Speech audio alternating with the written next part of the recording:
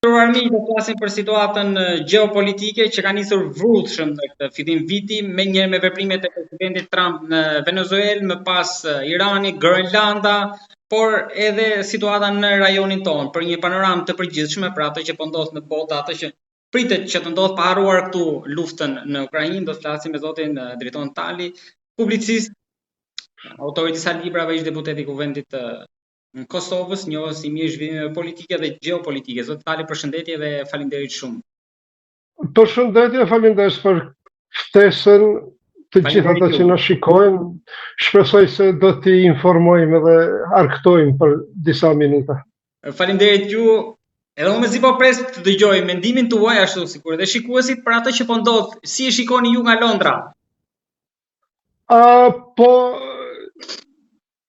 Nga Londra dhe nga Kosova dhe si shqiptar, ka zhvillime interesante që janë në favor tonin, sidomos kjo ftesa që ju bësh Shqipërisë për këtë bordin e paqes për Gazën, sado që është ide... Ndjes se po ju ndërpres që në fillim, ndjes dy herë, aty sikur ka një paradoks se tani një vendi që i vjen hiqen vizat, pra bllokohen vizat, në anën tjetër merr një ftesë, ka diçka që ndoshta nuk shkon këtu, ka një paradoks apo jo? Po, shikoni, që nga fillimi zoti Trump, presidenti Trump ka pas këso farë kundërthënie. Keni parasysh ato premtimet për 2 ditë që do ta ndali luftën në Ukrainë, se do t'i fusë Kanadën, do ta bëj pjesë të SBA-s. Janë hallë këta zëvendësit e tij, sepse e kanë zbulu një arsyetim kështu gjenial. Mos i merrni fjalët e presidentit Trump literalisht, tekstualisht, po duhet i kuptojmë kështu. Pra, edhe këtë krahasimet që i bëre, pra këto 2 rastet, në një anë hiqen vizat, në anën tjetër ftohet, nuk bën ashtu tekstualisht të mirën ato, por ti marrëm nga aspekti gjeostrategjik, a është kjo ftesë në favor të Shqipërisë? Natyrisht është. Pa marrë parasysh se kush është kryeministër i sotit. Po kryeministri tha që ishte ftesë personale. Tani është personale apo? Tash. Tash duhet të përfitoj edhe ai politikisht pas gjithë atyre dështimeve, ku gjë të keqe s'ka, jemi në pluralizëm, kështu e ka demokracia. Shif se si po garojnë partitë në Kosovë, partitë shqiptare, që të njëra dhe ato në Maqedoninë e Veriut, andaj kështu e ka demokracia, por nga perspektiva e interesit të shtetit të Shqipërisë, edhe këtu në përgjithësisë shqiptarëve është pozitive, pa marrë parasysh se sa do të zhvillohet kjo ide, sepse ka sfida të shumta. Spari në atë bord nuk janë të ftuar arabt e Gazës. Pastaj kryeministri i Izraelit Netanyahu u shpreh jo miqësisht ndaj kësaj ideje, nuk ishte entuziast as pak, por mos thënë ishte kritik. Pastaj nuk ka shpjegime. Aty është një pikë të cilën mediat e kanë zbulu, ku thuhet se antarët e bordit duhet të paguajnë nga $1 miliard, dhe tashti zëvendësi i shtëpisë Barë në mos gaboj. Plus edhe zëvendësi i shtëpisë Barë, po me jemi në Britani. E mohuan, po. Ata thanë se 3 vitet e para janë gratis, e pastaj është keq interpretuar, ashtu thënë, pastaj antarët nëse duan të vazhdojnë dhe të kontribuojnë. Kështu e, po, jashtë të gjitha këtyre ftesa e një Shqipërie të vogël, në këtë hallakamën gjeopolitike është pozitive për Shqipërinë, por edhe për gjithë neve shqiptarë. Ka mundësi që pas kësaj ftese të jetë ndonjë kusht ndoshta për të pranuar ndoshta një pjesë të palestinezëve? Një skenar që ka qarkulluar në media në Tiranë edhe përpara kësaj ftese, para disa muajsh. Shikoni, që nga tetori kur është patate e vështirë, është patate e nxehtë, është terren i vështirë, sepse që nga tetori kur u arrit ky armë pushimi i brisht në Gaz, janë dikun 400 veta të vrarë arab dhe disa ushtarë izraelit. Vetëm këto 2 ditët e fundit janë të raportuar 70 arab të Gazës civil gjithnjë, ndonse u raportua se edhe një komandanti i Hamasit ishte likvidu. Prandaj terreni është shumë i vështirë aty, ka shumë histori të keqe, ka shumë dhembje, është një tokë shumë e pjellshme për krizë, për luftë. Të shohim se si do të vazhdoj. Mirë është ndalë sado e brisht që është kjo paqe, nuk e dim sa do të zgjat, po mirë që është janë ndalë ato bombardimet e përditshme, është 24 orë në ditë e 7 ditë në javë, pra 24/7 siç i thuhet. Dhe kjo është mirë, po tash se si do të zhvillohen, është si do të zhvillohet situata, është diçka shumë sfiduese, pa garanci të qarta. Edhe ky bord është shumë i mukt, shumë i mjegull, megjithatë ftesa është e mirë për Shqipërinë. Me që jemi lindjen e mesme, duket se Khamenei hodhi edhe një herë regjimi. Po, shiko, kemi thashti Iranin atje, dhe unë dua t'i ngushëlloj të gjithë këta adhuruesit e BRICS-it, se nuk është BRICS-i ashtu siç e avokonin këta, sidomos komedjet e rajonit. Unë si kosovar i përcjelli goxha shumë këto të Serbisë. Pra Irani është për t'ju tregu këtyre pjesë e BRICS-it, dhe tash atje po ndodh çka po ndodh, gjithë këto aleatet e BRICS-it heshtin. Heshtë edhe Rusia, ashtu si që heshti edhe në Venezuelë, pra sepse shpesh po dëgjohet se apo po argumentohet. Por shumë e ngriti zërin Vučić për sesa Rusia, Putini për ndërhyrjen e Trumpit në Venezuelë. Po se ka qenë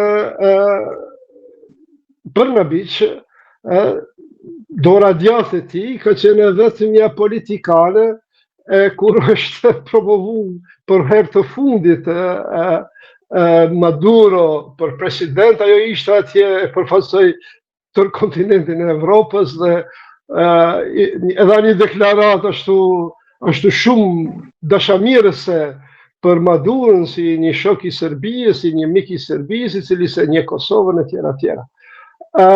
Dhe kundërshtarët e Vučićit e përdorën atë, madje këto mediat që janë kundër tij filluan të spekulojnë se radhën e ka Vučići, nuk do ta lënë Maduron Trumpi pa miq, pa shok atje në burgun ku e kanë dërgu.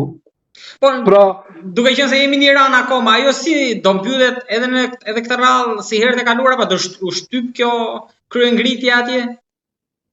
Ja, shiko, sipas këtyre të mërgatës iraniane, këtu në Londër e kanë një mërgatë goxha e madhe, dhe të gjithë ne kemi miq që jeta na ka bashku, ke parasysh. Dhe nëse i ndëgjojmë ata, jo, sepse ka shumë dëvrarë, sipas tyre, pra ky numri i rrjeteve sociale shkon në 12.000, disa organizata që mirën me të drejtat e njerëzit e çojnë deri në 5.000. Kjo shifër sot është cek në mediat britanike, prandaj është vështirë 5.000 viktima, ka aty edhe pjesë, domethënë antar të sigurimit, që domethënë edhe savakist, pra kësi sigurimit sekret, por edhe policia ushtar të vrarë, sipas këtyre lajmeve që qarkullojnë, së paku janë 100. Pra, kemi të bëjmë me njëherë, si thua, luft atje. Pastaj ka shumë ushtar po edhe oficirë të sigurimit, Savakut, të cilët dezertojnë, nuk i marrin urdhrat apo i refuzojnë urdhrat e mullahve. Prandaj situata shumë e ndërlikuar, është problem për ta qetësu pa ndryshime të dukshmat. Gjasat janë shumë të mëdha për një luftë përgjakshme civile, shohim,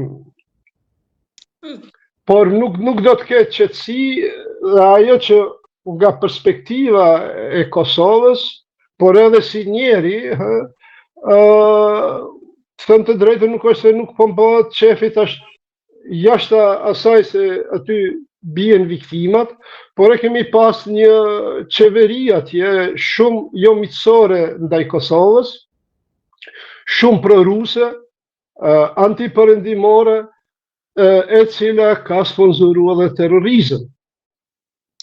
Për mos të fut në jetën shumë të vështirë të qytetarëve iranian, nuk kishte rastit protesta e 28 dhjetorit që filloi dhe nga dallim prej atyre tjerave që kishin tërësisht ngjyrë them kështu politike, realisht fetare, ajo Aminës si e patërnin që u mbyt në zyrët e sigurimit shtetënor, e që flasën protestat e grave kundër Shamis. Tashti këto ka edhe elementi ekonomik është atje. Pra shumë tregtar, shumë biznismen të niveleve të ndryshme janë pjesë e këtyre protestave. Me fjalë tjera është protestë gjithë popullore dhe është vështirë të ndalet. Shpresojnë, po vështirë është të ndalet. Mendoni që gjatë takimit që ndodhi në verën e Alas mes Trump dhe Putinit, mund të kenë ndodhur realisht ajo që u fol atëherë jalsa e dytë për rivizimin e zonave të influencës, sepse nuk pam, sikur thatë ju, asnjë mbështetje nga Rusia për atë që ndodhi në Venezuelë, duket edhe në rastin e Iranit, jo, pra kemi një marrëveshje të heshtur këtu. Shiko, unë i kuptoj këto lajme proxy, këtë hibrid që e përdorin hegemonistët sërbë, sepse shpresën e kanë të Putini, dhe vetëmin, dhe më thënë superfuqi, e din që me Kinën është falsë, kjo miqësi, s'kan kur farë lidhje, dhe Kina nuk ka fort interesat të mëdhaja në Serbi, për shkak se është treg i vogël, krahasuar me tregun evropian. Pra është edhe treg i vogël kështu numerik, por edhe nuk është kualitativ për shkak të ardhurave të cilat standardit jetësor të cilën e kanë qytetarët e Serbisë, por e kanë aleatin e vetëm besnik Rusi, jo rasisht Putini në këto sondazhet në Serbi del gjithmonë në rastin më të keq që ishte para disa muaje doli 65% në njërin nga këto sondazhe, tash mbase mund të ishte anti-Vučić. Por dikun e pa ta lezu që ishte 65% për krahja e qytetarëve sërbë ndaj Putinit. Zakonisht shkon mbi 80%. Dhe këto thashë theme u përdorën edhe kur Eseti në dhetorin e 2024, domethënë para 2 vite tashmë, kur iku në Rusi, ashtu e komentonin se janë marrë vesh Trumpi me Putinin, me alon lindjen e mesme Turqisë dhe Izraelit, e Putinit Mingel Bani dhe Ukraina. Janë broshkullak.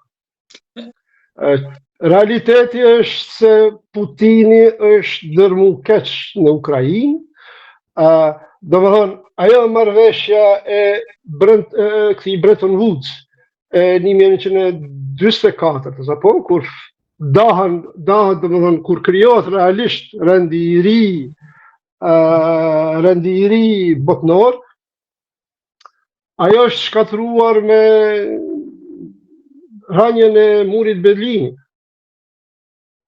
Pra, nuk kemi më rënd të ri, është ai rëndi i ri, nga 1989. E kemi një superfuqi që është Amerika, jetojmë në kohën asaj superfuqie, apo Pax Americanët, siç po i referohet, dhe janë disa fuqi tjera, tashmë është kriju fuqi, themi, akoma jo superfuqi Kina, po është një fuqi që i ka kalu këto disa fuqi tjera, si që është Rusia, si që është Gjermania, si që është Britania, Franca, të gjitha këto, Australia, Kanada, të gjitha këto e ka një farë përparësie konkuruse në diçka. Pra, Rusia ka bombat atomike, Gjermania ka ekonominë 2 herë më të madhe se Rusia, e kështu me radhë. Por superfuqi është SBA-ja. Rusia me luftën në Ukrainë është dobësu të mërësishëm. Keni parasysh në vitin 1962 për Kubë, kur ishte Bashkimi Sovjetik apo Rusia Sovjetike e fuqishme, gati sa nuk flasi lufta bërthamore, lufta e tretë botnore. Tashti ja kidnapon Amerika, si them, atë pionin, klyshin më duhur Putinit në Venezuelë, Madurën, dhe ai hesht, jep një deklarat ashtu përgjithshme, ngremës put, as mish as peshk. Para mendoni po t'ishte Putin, a do të mund, shiko, Maduro nuk është se vjet ka armë pushtet. Do më thënë, marrëdhëniet mes Amerikës dhe SBA-s dhe Venezuelës janë nga 1999, do më thënë kur Chavezi vjen pushtet. Në 2001 ishte ai tentim puçi që dështoi shteti, e cilin Chavezi e akuzoi SBA-n, do më thënë, de facto, që nga 2002-ta, marrëdhëniet SBA-Venezuelë dhe Rusi janë të tilla. Pastaj, shtrohet pyetja pse Trumpi në mandatin e parë kishte po ashtu akuza ndaj Maduros, nuk e kidnapoi ta zëm 2019 apo 2020 sa ishte president. Jo, sepse atëherë Putin ja kishte arritur që të imponohet si fuqi, ishte pjesë edhe e G8, tashmë s'është, dhe e filloi luftën në Ukrainë, u zhvesh, u pa që nuk është superfuqi. Prandaj, gjitha këto janë si unë disa miqë fëmijë ma nxunë për të madhe kur njohjen e Sirisë, për njohjen e Sirisë ju falenderova luftës në Ukrainë, sepse po mos ishte lufta në Ukrainë, po mos dobësohej Putini në Ukrainë, akoma do të ishte Eseti, Bashar al-Assad, Eseti që thuhet, do të ishte kryetari i Sirisë, edhe akoma nuk do të na njifte. Prandaj, këtë politikën kontemporane fillojmë ta shpjegojmë pak më gjansisht, e jo si që shpjegojmë historinë tonë, ta zëm lidhjen e Prizrenit, akoma e shpjegojmë me Maxhar Pasha, nuk kaloj matutje prej Vlorës e Prizrenit aty ngelëm. Pra, janë rrethana gjeopolitike që ndodhin e që ne të vegjëllit përfitojmë apo humbim. Kësaj radhe po përfitojmë. Po në rastin a ka logjik që mund të themi që qëndron de facto NATO nuk po flas de juro me këtë luftë tregtare që pritet që të nisë mes SBA-s dhe Europës për Groenlandën tashmë? Nuk e besoj këtë. Shiko, britanikët, cinikët, thonë se ne kemi fillu luftën qytetare të parën, po për të arrujt Britaninë e kemi bënë në koloni atje, sepse esenca e revolucionit amerikan është nuk ka taksa pa përfaqësim. dhe pastaj zhvillimet e cilat i kanë marrë. Domethënë, nëse i shikojmë baballarët e kombit amerikan, të gjithë janë britanik. Dikush është gjenerata 3 e 4, në rastin e Franklinit, Benjamin Franklin, ai ishte gjenerata e parë në SBA, nga se babai i tij kishte emigruar. Pra, kultura amerikane e zhvilluar atë që mos ta ngatrojmë, atë që mund ta bëj një kryeministër i Ballkanit, një presidenti i Rusisë, qonë Ballkan, presidenti më ambicios në Amerikë mundet veç me ndru, sepse janë këto institucionet të kontrollit dhe balancit që i ndalojnë disa gjëra, para meno se çfarë kritika tashti është duke patur Trumpi, dhe sikur të ishin ato kritika në Rusi, ta zonë. Trumpi punën e Grenlandës e ka përmend diku 2019, nëse s'gaboj, për herën e parë. Po t'ishte pra Amerika-Rusi, nuk do të bëhej më ai diskutim se do të ishin trupat aty. Atë që dua ta them është se unë jam i bindur që do të gjendet një zgjidhje, pra është njëra nga këto si them, reagimet e Trumpit, siç ishte me Tomahawk-at që e pat një periudhë ku kërcnoi se do t'i përdor Tomahawk-at kundër Rusisë, pastaj i heshti, apo sepse duhet të atje janë tropat e NATO-s. Ushtarët amerikan janë në Grenland. Trupat e NATO-s kudo që janë, kanë autonominë e tyre, imunitetin e vetë, pra autoritetet e Grenlandës nuk mund t'i përzihen. Nëse ka një projekt për shfrytëzimin e mineraleve atje, sigurisht se Grenlandasit do ta mirëpresin atë.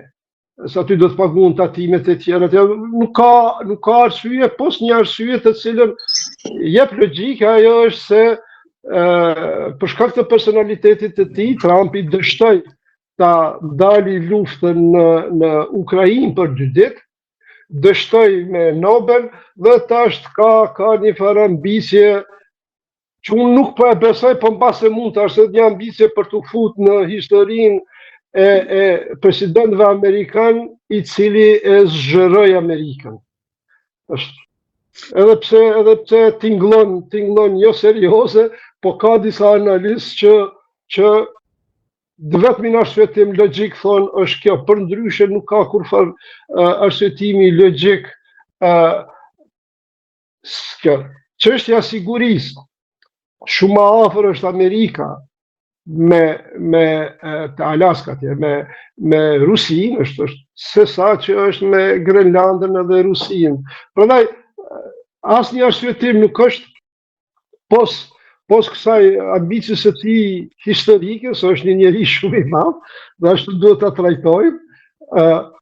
Përndryshe nuk pres përkeqësime, sepse në fund do t'i humb votat në SBA. Pra, tarifat nënkuptojnë ngritje të çmimit, sepse nëse ti produkteve të eksportit ja rritë 10-15%, domethënë për aq janë më të shtrejta për konsumatorët.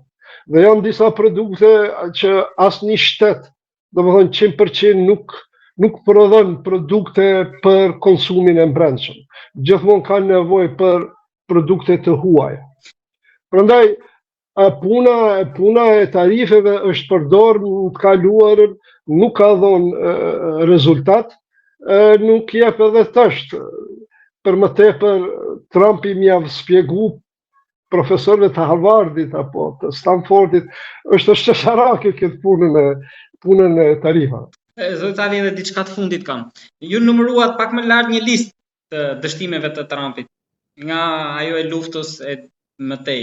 Po besoni që brenda këtij mandatit të tij do ketë një zgjidhje finale për dialogun Kosovë-Serbi, pra ka shanse që t'i thras palët, siç bënë në rastin e Vučićit dhe Hotit, në këtë rast për një njohje finale, pra njëri të pranonte asociacionin, tjetri njohjen? Nëse don Trumpi, po, të Vučići dhe të Kurti apo të cili do kombinim, sepse ne kosovarët spari nuk i kemi fuqi, nuk i kemi një si them kështu, një ndjenje të shpëtuesit nga SBA-ja tjera. Pra është edhe respekti, po janë edhe intereset për mos ta zhvillu deri në fund ndjenja kosovarëve ndaj SBA-s. Kurse të Vučići si ka ngel asnjë diçka, domethënë atë fuqinë, autoritetin e vet të Vučići dhe të Kurti mund e përdor dhe mund e zgjidhat problem. Nëse ai do. Domethënë nuk ka asnjëri nga këta dy fuqimi, asnjëri nga këta dy, jo vetëm këta dy, po asnjëri në Ballkan nuk ka fuqi, mi thon Trumpi jo. Kurti kemi parë që ka kundërshtuar shpesh, ka pas një shpesh për disa çështje tjera. Për disa çështje po, dihet për cilat çështje mundesh ta kundërshtosh SBA-n, por dihet edhe për cilat çështje ke parasysh Bideni dhe Trumpi janë dy botëna të ndryshme. Trumpi është më ndryshe. E pat se çfarë i bëri Zelenskit atje në shtëpinë ovale. Është një, si them kështu, një specie ndryshe, duhet patur kujdes me te. Kanë kujdes edhe këta udhëheqësit, liderët e shteteve të mëdha, si që janë Gjermania, Britania, tjera. E këta dveçlit edhe më shumë tash. Forcia e Kurtit është ka treguar që ka. Ja, kokforcia, kokforcia kur të kesh kauz është në rregull. Po kokforcia pa kauz dhe pa arsye nuk është më kokforci, është çmendurie.